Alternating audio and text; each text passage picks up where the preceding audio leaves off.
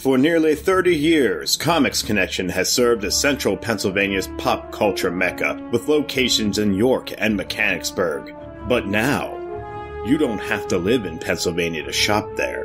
The brand new Comics Connection online store features a wide variety of back issues, graphic novels, games, and much more. Find out why thousands of customers, including such celebrities as Mike Hawthorne, J.F. Gonzalez, Mary Sangiovanni, and Brian Keene, have made Comics Connection their #1 store to shop at over the years. Check out the new online store at comicsconnection.com. That's COMIX connection.com.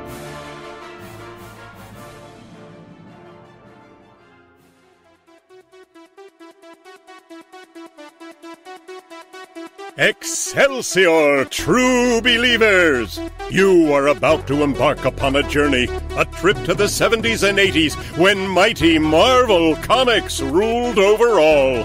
The Defenders, Doctor Strange, the Champions, Deathlock, the Submariner, the Incredible Hulk, Killraven, the Son of Satan, the Macabre Man-Thing, and all your other Bronze Age favorites every week appearing on Defenders Dialogue. Now here are your guides, Christopher Golden and Brian Keene.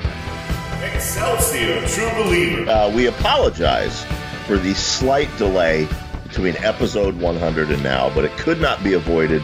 And Chris, we're back and ready to talk about some Bronze Age badassedness.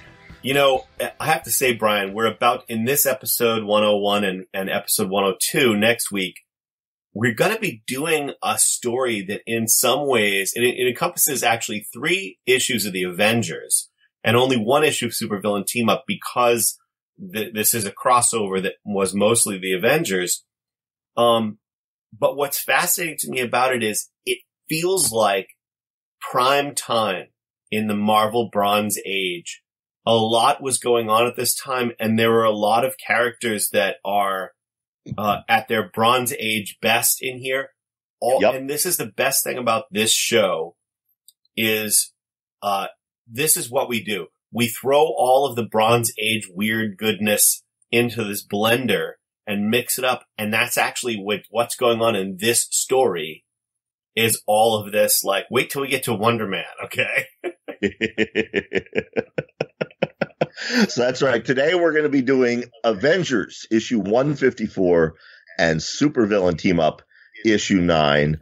154, I mean, right away, one of those classic Marvel Bronze Age covers, you know, with the talking heads and the character box up there in the corner. And just, I want this to hang on my wall. Yeah, I love it. These characters are such a part of my childhood. And this cover's great, even though, unlike you, I'm not a big Attuma fan. But you're right. The character box in the upper left-hand corner, I will admit that, at a certain point in my youth, my brother and I did cut out a number of those upper left-hand character boxes to, like, tape them to the door of our bedroom. Yeah. And of course, later I kicked myself for doing it. But the other thing I never did that. What's that? I never did that, but I did. You remember the Marvel value stamps? Of course, yeah. I cut out all of those, and of course kicked myself later as well.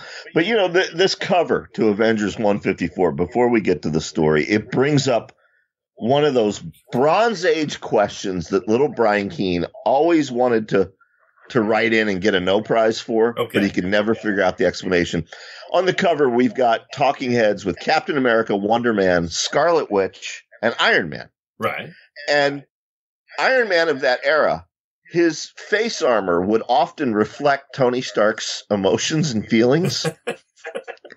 I mean, you see the mouth. The mouth is a little sad face on the cover. Yes, I agree. How did they do that? Well, and that's before we even go into the fact that, much like Red Ronin, Iron Man's faceplate of his armor in this era had holes for his eyes and mouth. So any gas that might be, Yep, because the world's smartest smartass didn't think to protect his eyes. Yeah, Now. exactly. Now, I also want to say, by the way, that, wow, what a difference this moment in Bronze Age makes, because this issue is it's written by Jerry Conway and illustrated by the great George Perez. Absolutely. And so the art is immaculate. Yep, and it should be noticed, Pablo Marcos, on inks. Yep. On inks. And I've always enjoyed Marcos and Perez. I mean, Perez is one of my all-time favorite artists. His run on Teen Titans with Marv Wolfman in the 80s right. is what got me to buy a DC book other than Batman and Commandy. But I always thought Marcos really complimented his lines very well. But yeah, we open with that team, and we open with the Vision flying through the air and landing in the water. Yeah, and also I want to point out that for what happens later, I'm going to explain right now because it's a handy little update. Conway has a caption that says, "What has gone before? Wonder Man is back from the dead." Now, we'll talk about Wonder Man and these other characters later. That's right. Wonder Man is back from the dead in the immediately previous issue of the Avengers. And if that doesn't tell you that things have been popping, catch this. The Whizzer has returned. The Scarlet Witch is wounded. The living laser has captured and lost the Serpent Crown. And the Vision is dropping said crown in the center of the Pacific Ocean. So that will give you an update on what's going on in the Avengers at this time. That's right. Now, you know what? Maybe at the start of the show, we should explain a little. Our listeners obviously know Vision and Scarlet Witch. They've been on this show countless times. But, Wonder Man is a character I don't think we've had on before. Well, let's hold on because we're going to get to a moment where we get all of that history. Okay. So just suffice to say, and in fact, actually, it's right in this issue. I don't know what I'm holding off for. But so as the Vision is dropping this Serpent Crown into the ocean, he's attacked by an Atlantean warship. And he goes in and attacks them, and he is knocked unconscious. That's right. Now we can talk about Wonder Man and the Whizzer. And, Brian, I have to say that, I have this soft spot. Okay, let's back up. Let's start with the Whizzer. I love the Whizzer. The Whizzer is a guy named Bob Frank. He was part of a group in the latter half of World War II called the Liberty Legion. The Liberty Legion was like the Invaders, which had Captain America and Namor and the original Human Torch and Union Jack and all this stuff. Liberty Legion was sort of like the secondary group of heroes in the latter half of World War II. It included the Whizzer and his wife, actually, the original Miss America. Yep. Now, at this time in Marvel history, Quicksilver and the Scarlet Witch have been led to believe that the Whizzer and Miss America are their parents. Which is not true. Which turns out not to be true, but at this time that's what they believe. And logically so, as the Whizzer and Quicksilver have the same powers. Right. I remember being fascinated by the Whizzer as a kid. Obviously, I was reading these in the 70s, same as you. The Whizzer was a Golden Age character. Right. So I wasn't familiar with him other than his membership in the Avengers. But what I always thought was cool about the Whizzer, he's the same age as Captain America and Nick Fury, but there was never a cheat with him. He was an old man still trying to be a superhero. In fact, the very first Whizzer story I ever read was an issue of Avengers where the Grim Reaper shows up, to take his revenge on Vision and Wonder Man. And the Whizzer tries to stop him and gives himself a heart attack in the process. Right. Yeah, well, and that was the issue immediately previous to this. Yep. Was the issue that you're talking about. Avengers 153. And so the Whizzer, as we start this scene, has had a heart attack. And the Avengers are bringing him to the hospital, carrying him into the hospital, is Simon Williams, also known as Wonder Man. It's extremely complicated, but let's just say that I can do it in a sentence. Okay. So the Vision, as even Mary San Giovanni, an MCU fan, knows, is an android. His brain patterns were imprinted off those of a living human being named Simon Williams.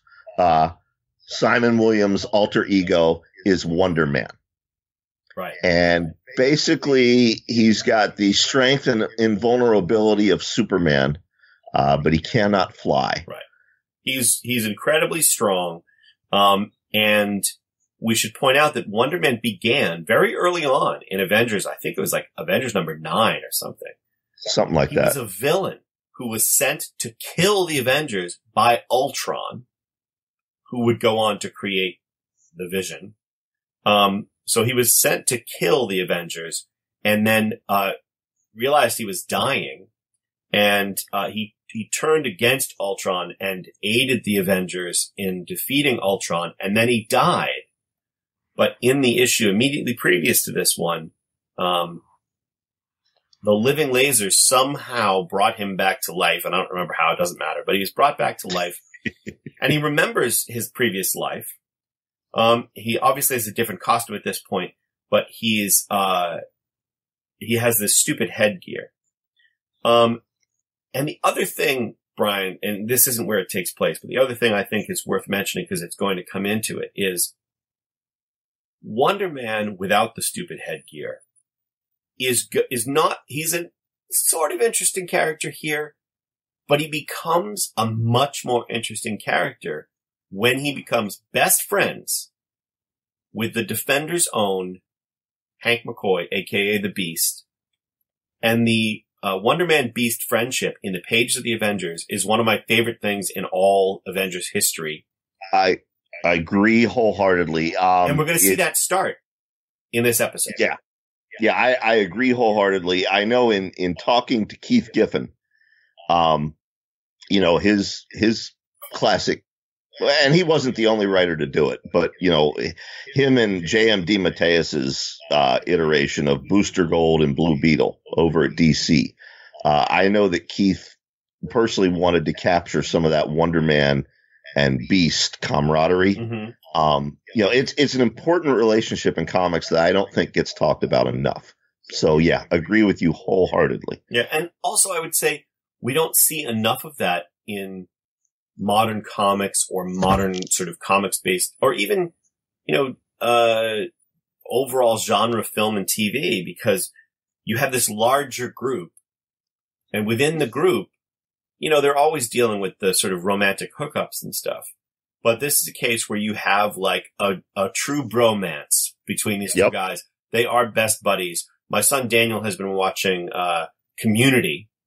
And if you've ever seen Community, the Abed and Troy bromance between, I can't think of the name of the actors, but, one of them is Donald Glover. Again, you don't see a lot of that. You don't see that sort of best friendship, thing happening a lot in these stories. So it's really cool to see. That's right. So, we cut to Scarlet Witch, Wanda, who's recovering from her injuries and, she's worrying about who she thinks is her father, the Wizard, even though we know that her real father is Magneto. Right.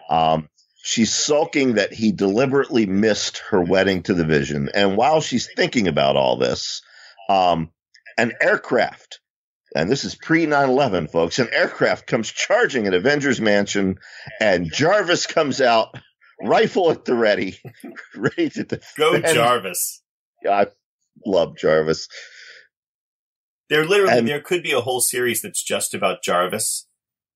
There should be a whole Buffy series. the Vampire Slayer fans will remember the episode called The Zeppo, which the episode The Zeppo is all about, it's a day in the life of Xander Harris, when everybody else is off stopping the world from ending. And it's an adventure about what happens to Xander off screen. Only we're following him. I would love to see a TV series on, Disney Plus, that's just the story of Jarvis and Avengers Mansion. And like, the other crazy chaotic stuff, the stuff with a lot of special effects is happening off screen mostly. Right. But like Jarvis, like foiling the wrecking crew trying to break in or something. Well, it turns out the craft is friendly. Triton of the Inhumans pops out, and he's on a mission of great importance.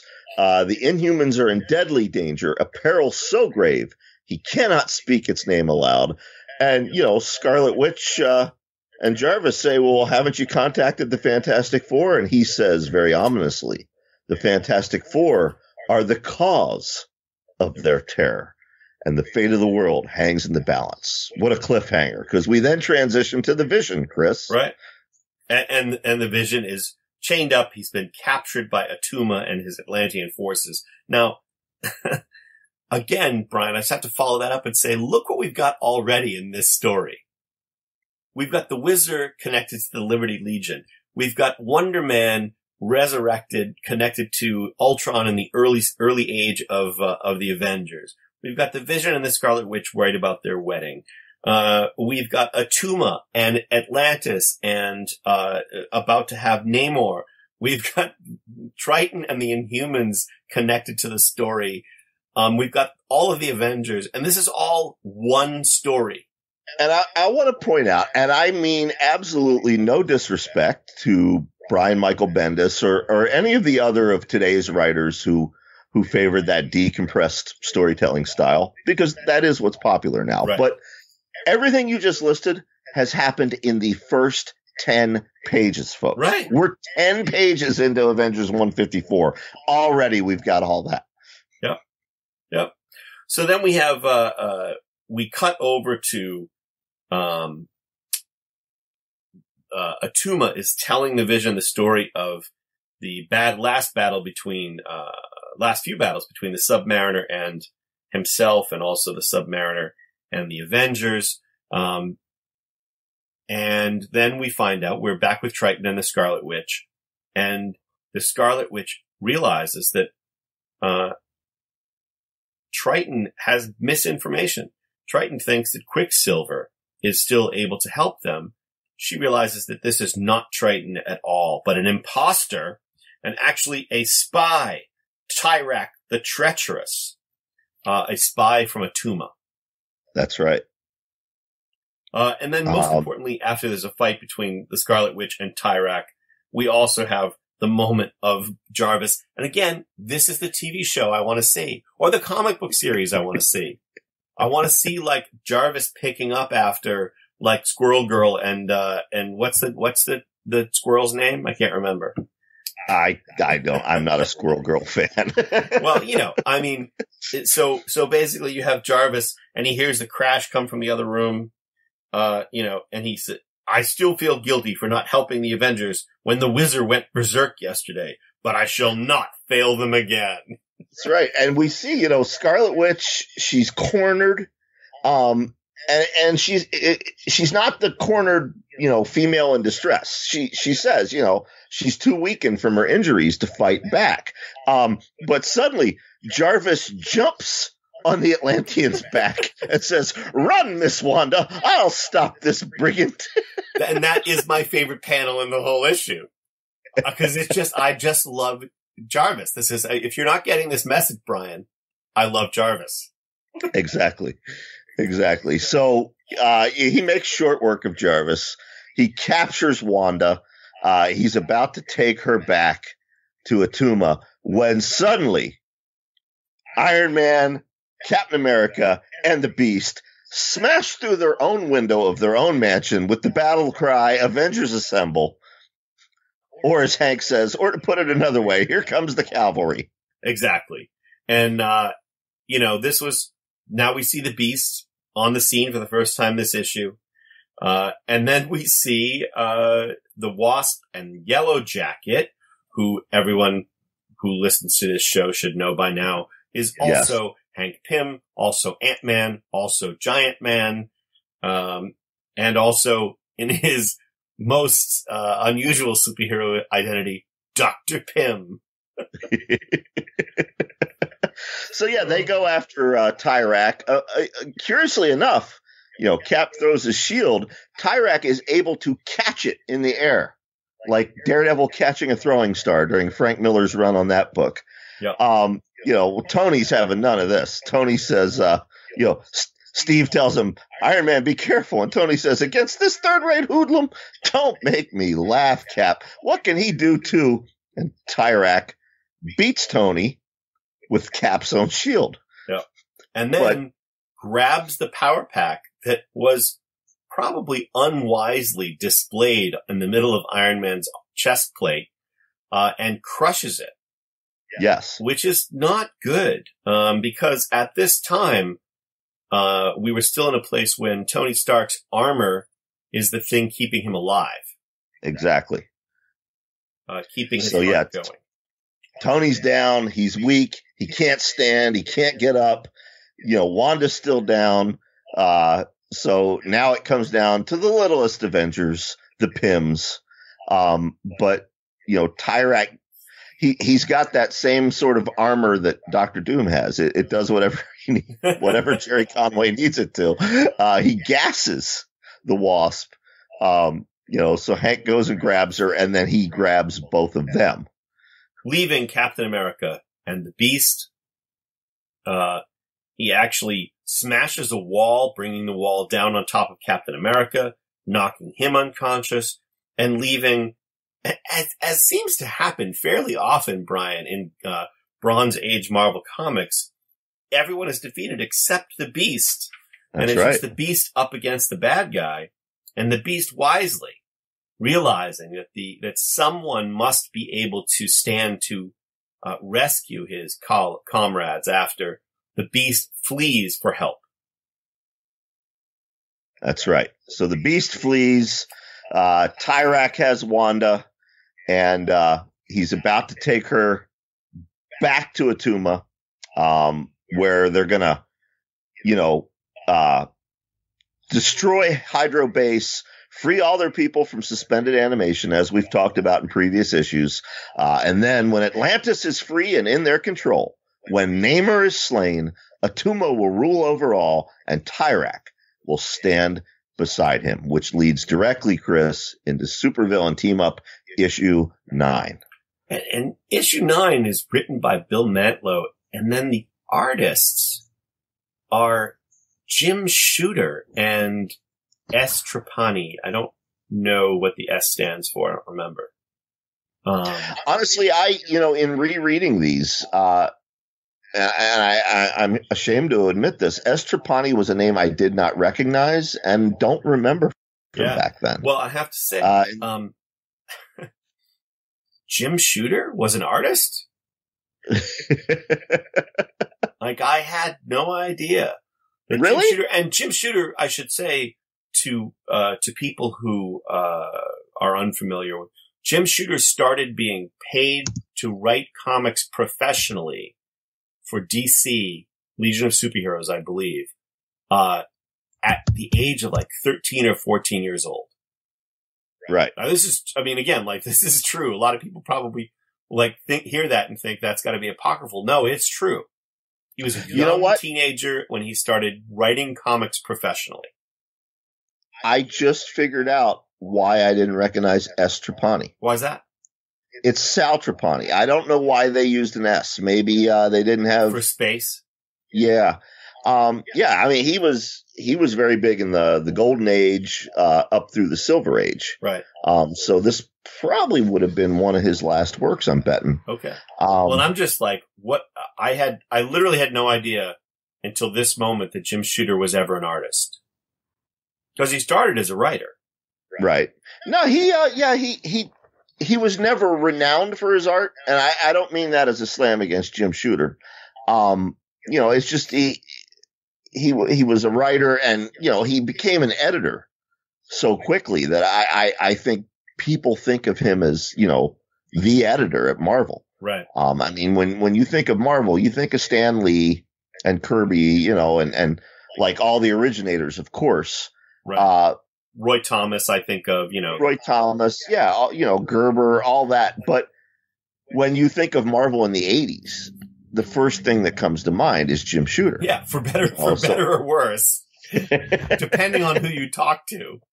Right. The first thing that comes to mind is Jim Shooter. Yeah, that's true. Yeah.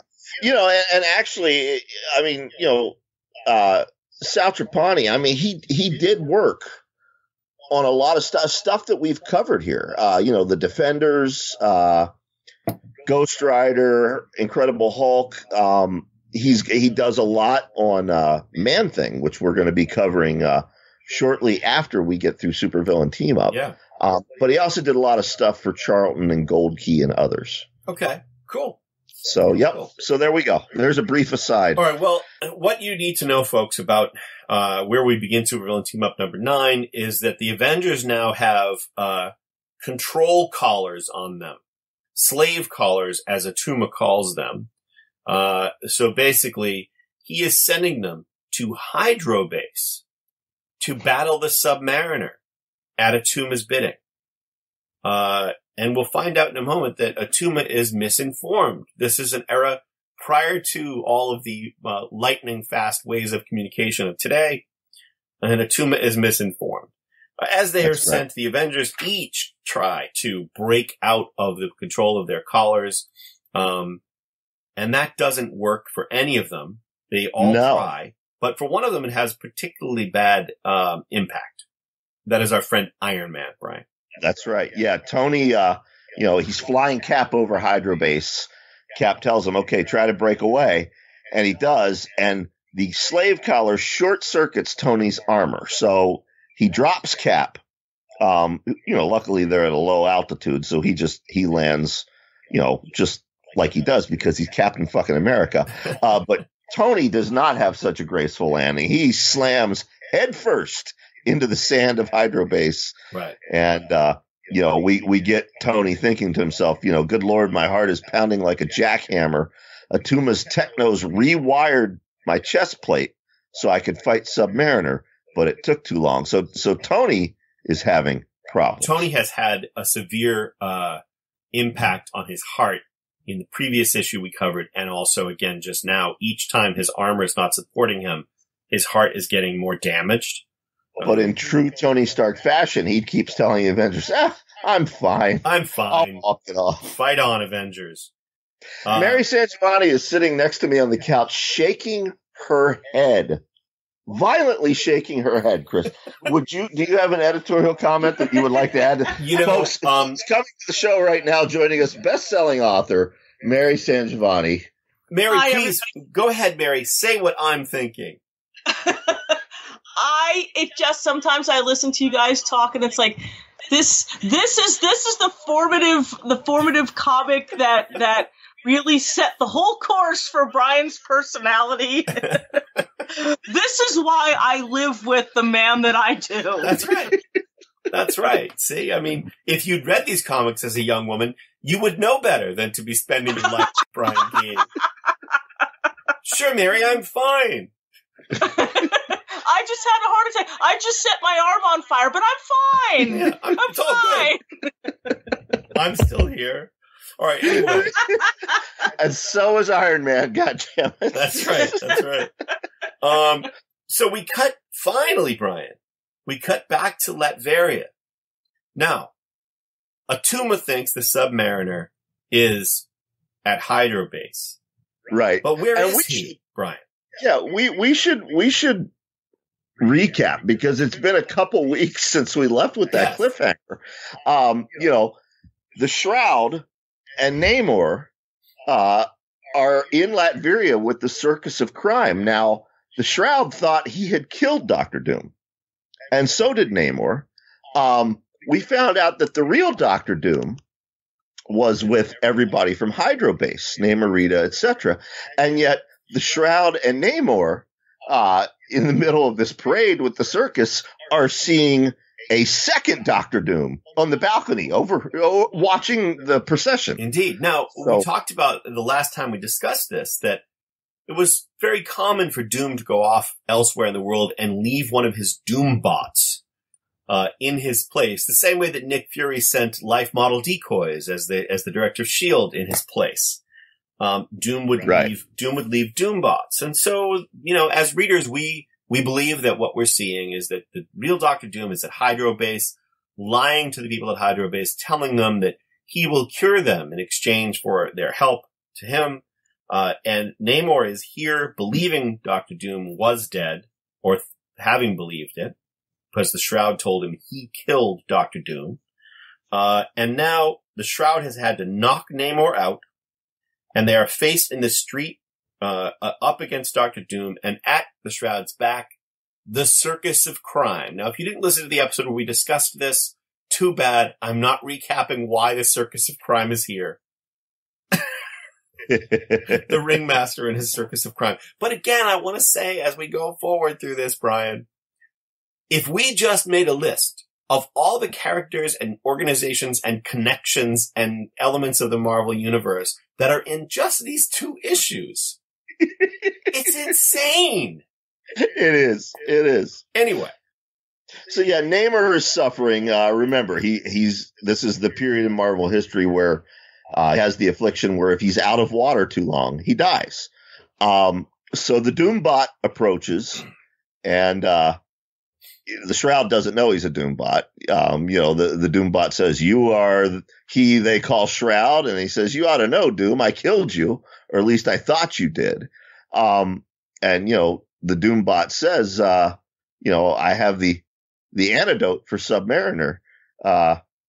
And he gives it to them. Yeah, he gives it to the Shroud, and it works. And the Shroud questions us. He says, "It's working, Doom. Not that you'd care." And the Doombot says, "But I do care, my friend. I can carry this charade no further. I knew not what that vial contained. I merely assumed it belonged to Doom. Its importance and its evil could not be calculated. But you see, he then takes off the mask, and it's not a Doombot, Chris. Who is it?" It is not a Doombot at all. It is Rudolfo, rightful Crown Prince of Latveria. That's right. Now, We have more characters named Rudolfo, but go ahead. I don't know that we've covered Rudolfo on this show. He's a character that popped up a lot in Fantastic Four. Basically, he's the Che Guevara to Latveria. He's a revolutionary who wants to depose Doom and free the Latverian people. Don't know if he's used at all in modern comics or not. But it's a shame because there's a lot of potential there with that character for some interesting storytelling. Right. In a Doom story. And we flash back. Rudolfo gives us a flashback to himself, leading an aerial raid, on Castle Doom, trying to break everybody free. It was a trap. Doom sort of drove them all away. And basically now he leads this Latverian resistance to Doom. And that the day before, he replaced the Doombot with himself. Right. Realizing that Doom was, at least at the moment, out of the picture. The Submariner, and by the way, the Shroud is like, "Hey, if we're going to stand up against Doom, I am in. Sign me up." And the Submariner's like, "It's all good. I'm out of here." Yeah, Submariner says, "Hey, I'm grateful for you, to you for saving my life. And, but Doom's death releases me from my oath, and my people need me." Once again, I love the Submariner. It's a guy who, he's friends and family first. Always has been. Also probably the most fickle character. It's like, you know what? I will not aid the Surface Men again. I mean, it's just like it constantly. He's like, he's literally like helping the Surface people is the football. And usually Sue Storm Richards is Lucy holding the football.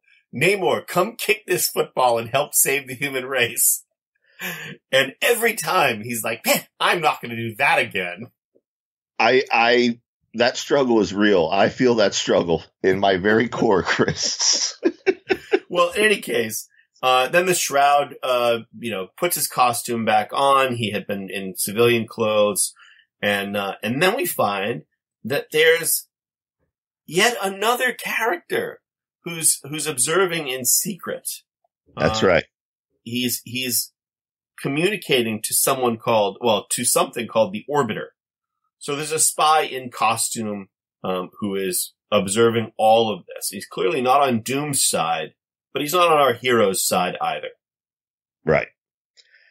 So we then transition to the folks from Hydrobase. Now I want to talk to Mary for a second. Okay, Mary, come back on the show. Okay. Mary, Dr. Doom is sitting in a throne-like area on a raised dais, and he has a glass full of alcohol that's being poured to him by one of the women from Hydrobase, and he's yelling, "Serve me, woman!" And I know Brian is a staunch feminist, but I can't help feeling that even in jest, these words might come out of his mouth.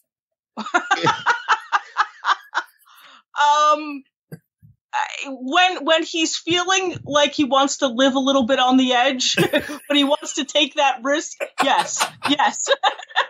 It's role play, Chris. It's nothing but role play. And then it's usually followed up by, "I love you." Serve me, woman. And by that I mean, would you please pour me a drink? Exactly. So yeah, he served me, woman, and Tamara, the red space alien, has had enough, and she tells him, "Doom, you've had time enough. We've turned all our scientific facilities over to you, and you've produced nothing."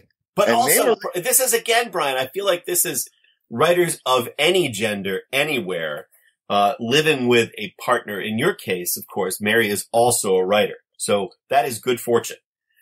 But many writers don't have that same fortune. So when Tamara says, let's see here, "Doom, you've had time enough. We've turned all our scientific faculties over to you, and you have produced nothing." So Doom has been sitting around telling them, "I'm thinking. The work will come eventually. Right now, I'm just thinking about the work, but thinking about the work is the work." And like the partners and friends of many writers, the people around him in Hydrobase don't believe that. But when challenged, he stands up and he's like, "Nope, I don't need any more time. I am ready." Yep. He says, because he has found a cure, but he thinks to himself, "Look at them. They're too dumbstruck to notice that by turning my back to them, I shield from their eyes the video communicator built into the wrist plate of my armor." Yeah, of course it is. Of course it is. I'm sure Tyrak the Terrible, or whatever his name was, had the same thing. Like Damon Hellstrom's Nether Trident probably had its own little video connection. That's right. So Doom places a call that only he can hear with one of his minions, Gregor. And he tells Gregor he would speak with their mysterious client, who is standing in the shadows behind Gregor. Now, but before Doom... Well, let me just interrupt to say, we don't know who that client is, Brian, because it's only a shadowy silhouette. Right. And I don't know who it is, but it looks like Dum Dum Dugan. It does a little bit. Anyway. Before we can find out, Namorita shoots. She's smarter than Doom gives her credit for. She shoots the wrist in his armor, smashes the camera, and she tells him all's fair in love and war. And Doom says, "Well, war it is then." He goes after Namorita, and all hell is about to break loose when suddenly Hydrobase finds out they're under attack by the Avengers. That's right. In their control collars, but they've been sent here to destroy or capture or render unconscious the Submariner. Instead, they find Dr. Doom now fighting with the people in Hydrobase. And they're slowed down by their own resistance to these control collars, Brian.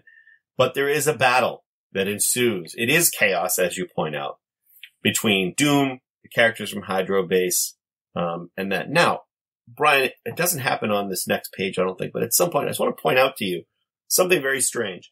And I urge our three listeners to vie for a Defenders Dialogue No Prize.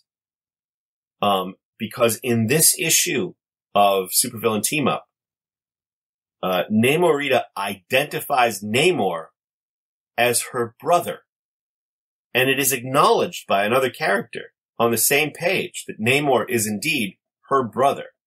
When we all know that Namor is Namorita's cousin. That's right. So I'm not going to attempt to explain it, Brian, and nor should you. I think we need to get somebody, who wants to get a no prize from Defenders Dialogue. You know what we will do, Chris? What's that? You know what we will do? Courtesy of our good friends at Cereal Box. That's cerealbox.com, Serial. We will give away a free download of Usman Malik's The Ruins of Mohenjo-Daro. A free download of that from Cereal Box to the first listener who tweets me. I'm on Twitter at Brian Keene. Don't tweet the Defenders Dialogue Twitter account because I don't always see those. Tweet me at Brian Keene and give us your no prize explanation for that. And we will give you a free download code courtesy of Cereal Box. There you go. And if you don't know what we mean, Google it. Yes. Yeah. If you're, I know young Wesley Southard listens to our show religiously. Wes, if you don't know what a no prize is, but you know what Google is, Google it, find out. So yeah, why are Namor and Namorita referred to as siblings when they are in fact cousins? First one of you to tweet us an answer that works, an answer that's logical. Right. Gets that free download from Cereal Box and Usman Malik. Excellent. It's nice now that we have our own network. I have a prize closet I can actually go to when you spring these things on me. Well, but you've just taken a no prize and made it an Usman Malik prize. Well, that's true. We should probably do a whole thing on the history of no prizes. So no. That's all good. I'm excited that we have a real prize. Okay, so anyway, yeah, Dr. Doom, he's having none of this from the Avengers. He's whooping their ass. It is notable here that this is the first time he's ever faced or fought the Vision. Right.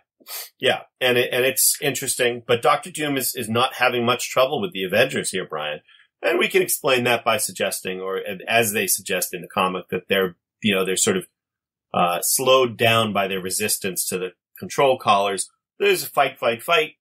And we cut to the Beast coming through the window of the hospital room where Bob Frank, a.k.a. the Wizard, 30 stories up, is sitting in his hospital bed, accompanied by Wonder Man, who is in the chair beside him. And the Wizard says, "Where are the rest of the Avengers? They said they were coming by." And the Beast explains that they're not going to be able to do anything. Those things don't amount to a hill of beans right about now, the Beast says. That's right. The Wizard sits up, gets his costume. Wonder Man tells him, "Fat chance. Did you forget why you're in the hospital? You just had a heart attack." Yep. Wizard says, "I know that, Wonder Man, but I'm not about to let it stop me." Strange. My God. Oh, here's Mary again. And Mary was triggered. We knew that was coming.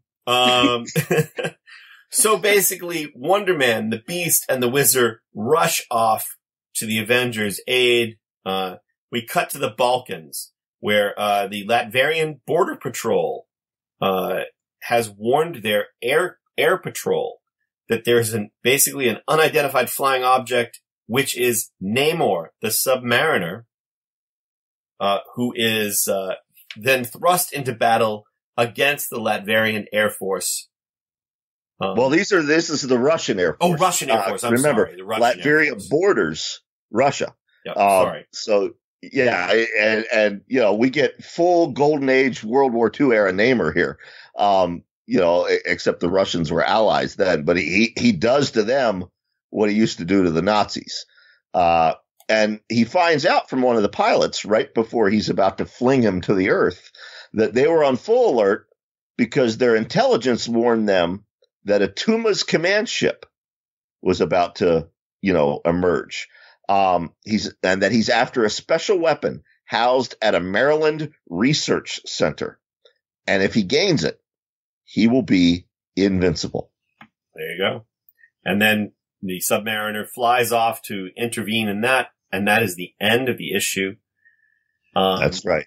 Next week, Avengers, for those of you reading along at home, Avengers 155 and 156. Right. And then we return after that, the episode after that, we'll return to Supervillain Team Up.